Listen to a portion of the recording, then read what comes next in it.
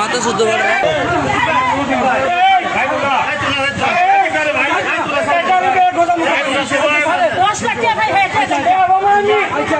ঘটনাটা কি কি করতেছে? আমাদের ঘটনা হয়েছে ওদের কথা শুনে আমরা নিচে নামতে পরে জসিম আর শরীফে মিলে আমার আব্বুরে ধরতে পরে ওদের কথা শুনে উনি এসে মারছে। দেশের মানুষকে প্রতিদিন সুরক্ষিত রাখার প্রত্যয় নিয়ে সেফটি কেবলস সহ এলো সেফ সিলিং ফ্যান। কি করতেছে? আমার জসিমকে আরিফে ডাকে নিচে না সেরা রিক্সা ড্রাইভার সহকারে শরুফা পিড়া শুরু করছে, আমার রিক্সা ধরে লেগেছে। এর আগে 2 বার আক্রমণ করছে। আমি মামলা করছি, জিডি করছি। হ্যাঁ, এটা মানতে রাজি না থানার কথা। আরিফের সাথে কথা বলছি, আমি আইতাছি। হ্যাঁ, এটা মানতে রাজি না। ড্রাইভার সহকারে আমার জোর করে বলে লেগেছে। এবার তোমরা আমার বাঁচাইছো।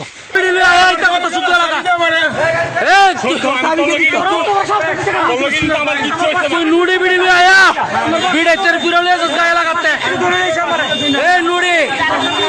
এই নুড়ি বিড়ি আয়া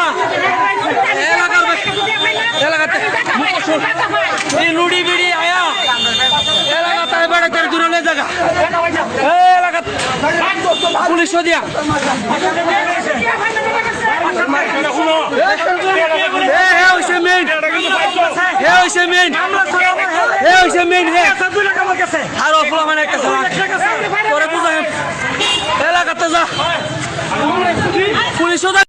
ঘটনা হলো শরীফা নামে একটা মহিলা বাড়ি আশাগঞ্জ, ঢাকা ব্যাংকের একটা চেক দিয়ে আমার মিথ্যা মামলা করছে নরসিংদীতে। আমি মামলা চলমান আছি, রিকলে আছি। এই চেক আমার না। এখন এই জিনিসটা জসিম নামে সে সাংবাদিক বলে বাস স্ট্যান্ড থাকে। সে বলছে আমি সাংবাদিক, আপনি আমার কাছে আসেন। এখন সে 2 লাখ টাকা চাঁদা দাবি করে। টাকা না দেওয়ার কারণে 2 দিন পর আমাকে উত্তপ্ত করে। ওই দিন আসতেছি বৈরব থানাতে, আসার পরে তোরা থানা যাও, মধ্যে মারামারি শুরু করছে। এভাবে একাধিক দিয়ে অবস্থা সে পাশে চলে যা।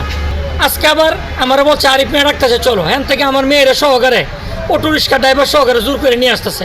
কারো কথা কোনো মানে না। স্থানীয় লোক সহকারে ওই যে রঞ্জু সহকারে ভিডিও ফুটেজ আছে, আমাকে ধরে নিয়ে যেতেছে অপহরণ করে আমার মেয়ে সহকারে। ওরা টাইম না আমার আব্বুরে রিক্সায় নাম উঠাইতে যাইতে পরে ওই মহিলা শরীফা কি করছে, আমার বলতেছে যে তোর আব্বু টাকা পাবো তুই জানোস না। তারপর উনি আমার একটা মোবাইল ভাঙা ফেলছে।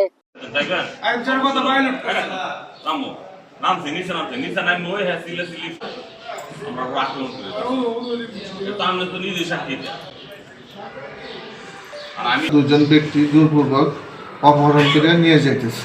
তার নাম হইল মরিয়ম। তার ডাক চিৎকারে আশেপাশের লোকজন উপস্থিত হয়ে ওদেরকে ঘেরাও করে থানা পুলিশকে সংবাদ দিলে কাছেই থাকা থানা পুলিশের টিম তাৎক্ষণিক সেখানে উপস্থিত হয়ে এখানে ভিডিও ফুটেজ এবং ঘটনার সত্যতা পায় আসামি 2জনকে হেফাজতে নেয়। মরিয়মের বাবা বাদী হয়ে থানায় অভিযোগ দায়ের করছে, মামলা প্রক্রিয়াধীন আছে। অপহরণকারী জসিম সে নিজেকে বিভিন্ন পরিচয় দেয়, কখনো রাজনৈতিক নেতা, কখনো সাংবাদিক, এসব পরিচয় দেয় যে অপহরণকারী 1 নম্বর আসামি। আমরা তাকে আজ জিজ্ঞাসাবাদ করতেছি।